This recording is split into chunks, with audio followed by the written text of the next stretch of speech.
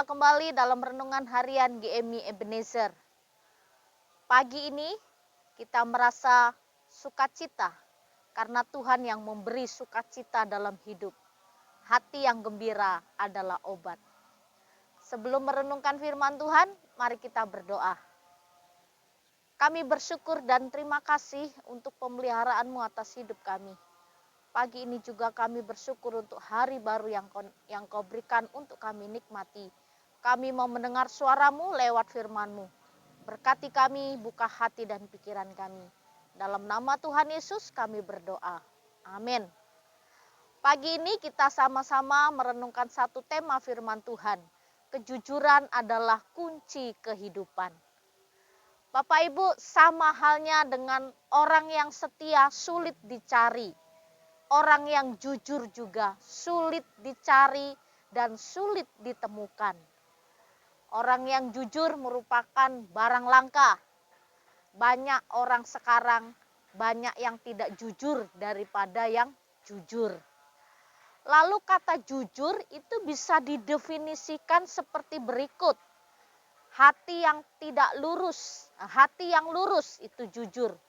Tidak berbohong, berkata apa adanya, tidak curang, tulus ikhlas, tidak munafik, tidak bermuka dua. Itu artinya kejujuran. Nah, orang yang jujur itu tulus hidupnya. Orang yang jujur juga tidak bermuka dua. Lalu orang yang jujur itu apa adanya.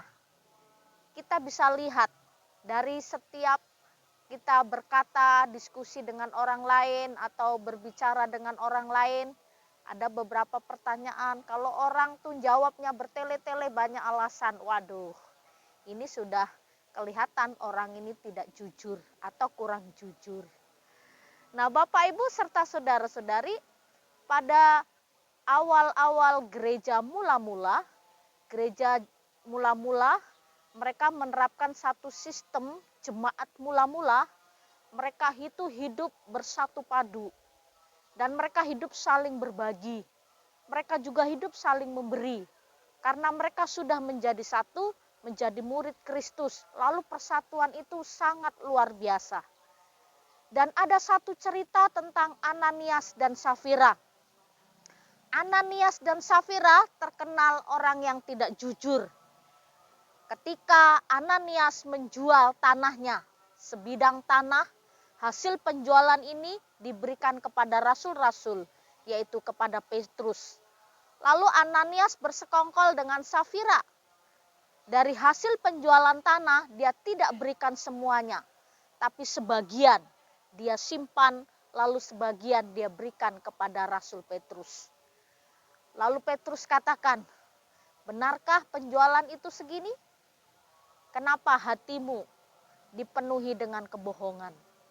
Kenapa engkau mendustai Roh Kudus Tuhan?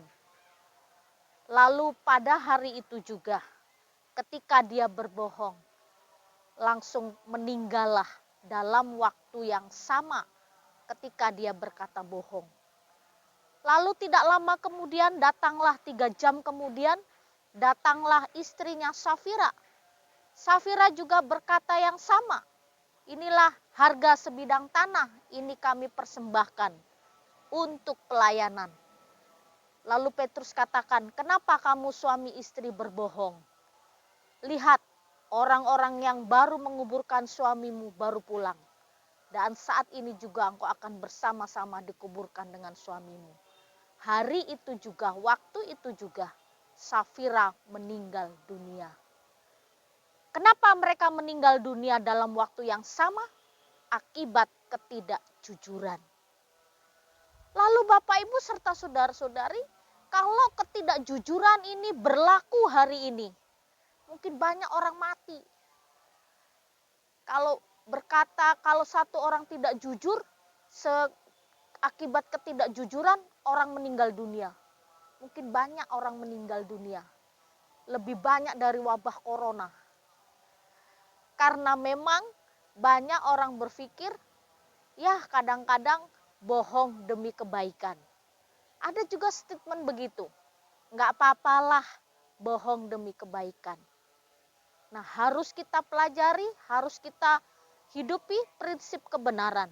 Bahwa kejujuran itu jalan kehidupan. Dalam Amsal 16 ayat 17 firman Tuhan mengingatkan kepada kita.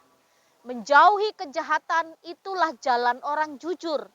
Siapa menjaga jalannya memelihara nyawanya. Artinya orang yang jujur itu menjauhi kejahatan. Dan orang yang menjauhi kejahatan menjaga jalannya sendiri. Memelihara hidupnya, memelihara nyawanya sendiri. Orang yang tidak jujur akan menutup berkat bagi dirinya sendiri. Banyak orang yang sulit untuk sukses, sulit untuk berhasil karena tidak jujur. Ada orang bilang orang itu kalau jujur, mujur.